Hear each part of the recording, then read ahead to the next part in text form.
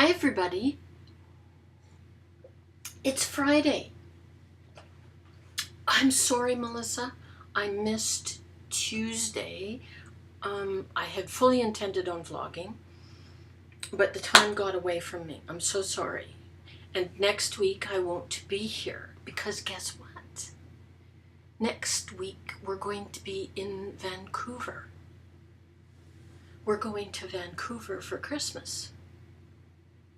Vancouver, for those of you who may not know, although all of you should know, is on our far west coast in British Columbia.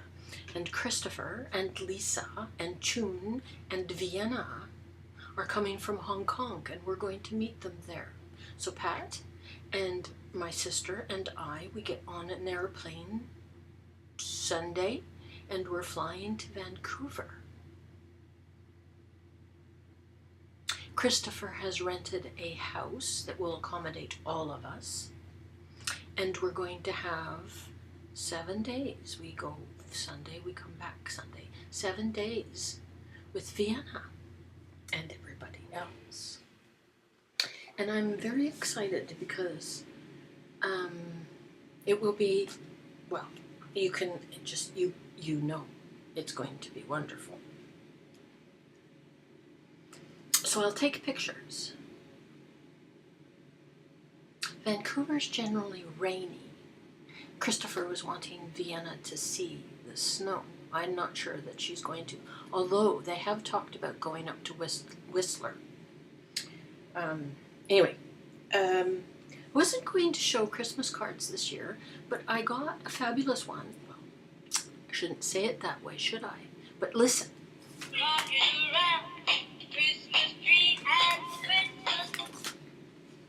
Look at this card.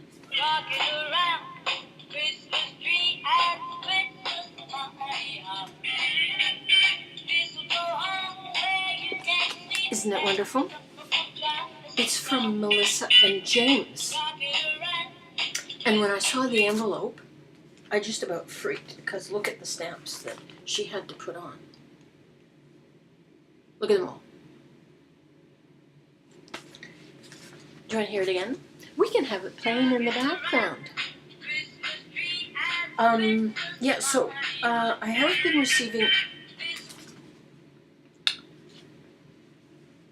receiving some cards, and thank you all of you who have sent cards. I didn't do very many this year, and that takes me to another topic about the post office. Our post office, Canada Post, has announced that it's no longer going to deliver to 3/4 of the population door delivery mail service at your door, at your home door delivery service, effective in March. And currently, and I told Beth 3 weeks ago that our domestic stamps cost 67 cents. They don't. It's 63 cents. And effective the 1st of March, guess what? They're going up to $1 a stamp. What does that do to anybody who does send letters and cards and pays their bills that way? And to the little old senior who can't go down 3 blocks to pick her mail up?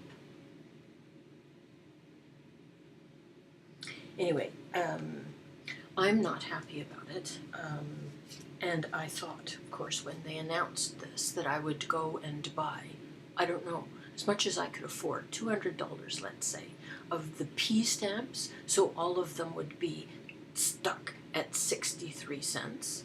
The P stamp is the permanent stamp, and you can use it once you've bought a P stamp at whatever rate that you've paid for. You can use it in the future. So I went in the next day after this announcement that shocked everybody and said, okay, I want to buy all of the P stamps that you've got. And she says, oh no, sorry, we sent them all back. Nobody has them.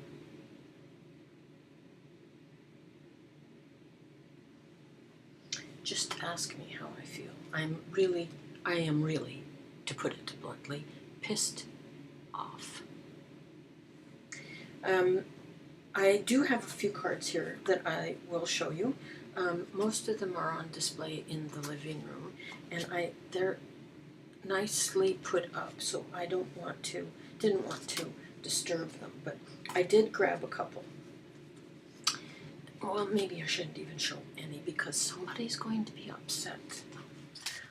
I did get this card from Beth, and inside was one of her little angel ornaments, which I was very happy about. And I have to say, Beth, just so you know, it's the only ornament, Christmas decoration, other than the Christmas cards, that's up in my house for this year. So thank you very much. That was very nice. And of course, on occasion, I play Melissa and James' card. I just love it, Melissa and James. Thank you so much. And thank you to all of you who have sent me cards. Did I say that already? What have I been doing? I finished a book that I really at first wasn't going to tell you about at all because the writing isn't spectacular. It was a bit weak writing, but the story rocked me to my socks. It's called The Circle by Dave Edgars, I don't remember. Can't show it to you because it's on my Kobo. And I read it the other day, and as I said, it's called The Circle, and it's about this huge company that has sort of taken over the internet. Not that we would ever mention that it could or may be the Google, but it certainly sounds like the Google. It's captured all of the social media, it's captured email, it's captured voting processes, and all kinds of other things. And as we see what the 10,000 people who are working for this company, which is called The Circle, go through and how they're managed and how they develop their new goals and objectives, well, nothing is private. And anyway, it goes to the point where there are cameras everywhere, like in every room of your house, except the bathroom. But the cameras could go on in the bathroom if you choose to. It's the only one that you can't turn off. Excuse me, the one that you can turn off. But many don't care because, after all, whatever anybody does in the bathroom, everybody else does. So why wouldn't we want to know that?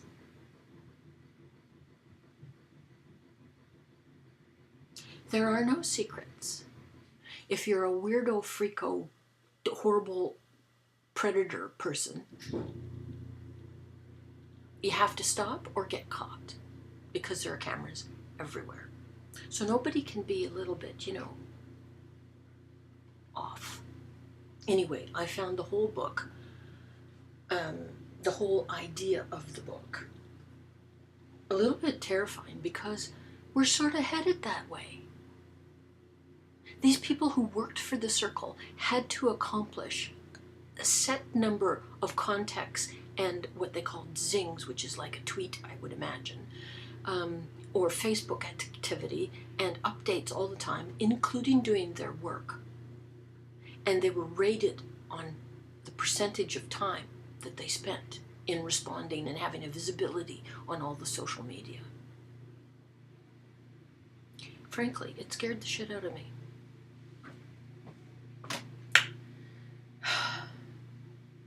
It's books like that that make you wary of other books.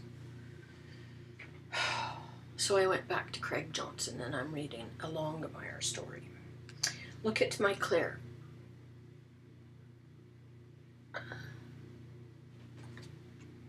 Here she is in color, that same picture. Look. We went over there the other night, Tuesday night, to give Claire her Christmas presents because we weren't going to be here. We had a lovely time. What else was I going to talk to you about? I did make a note. Where did it go? Vancouver, Claire, and the Circle. I've been promising Pam, the Lumaholics, the Looming Idiot. I've been promising her to talk about The Room, which is by Emma Donoghue. I have talked about it before, I think when I read it, maybe a year ago. And she was showing, if you recall, some of the books that she was reading the other day, and one of them was by Emma Donoghue. And Emma Donoghue is from my neck of the woods. She grew up here in London, and she wrote this well-known book called The Room from the perspective of I should have reviewed it before. I think it's a 4-year-old child who has never been outside of his room. And it's quite extraordinary. It's a very good book, and I'd recommend it. But I don't have it with me, and I will come back to it. This video is extraordinarily long for me. I don't normally do videos this long. But it's been a little while since I've been here. So if it's chopped, Melissa says it's 3 weeks. I thought it was only 2 weeks, but if you chop it up into the equivalent of a 6 or 7 minute video over a 3-week period, I'm still good. I had to go out grocery shopping today just for stuff to make sandwiches on Sunday, and I hope the bread won't go the way bread tends to go when it's not brand new fresh. But the grocery store was disgusting. And actually, back to Pam. It made me think of Pam, because I think Pam wouldn't have gone anyway to start with. But I had to have some fresh things to make our lunch for our flight on Sunday. And it was horrible. It took me a whole hour, and it's like steps away.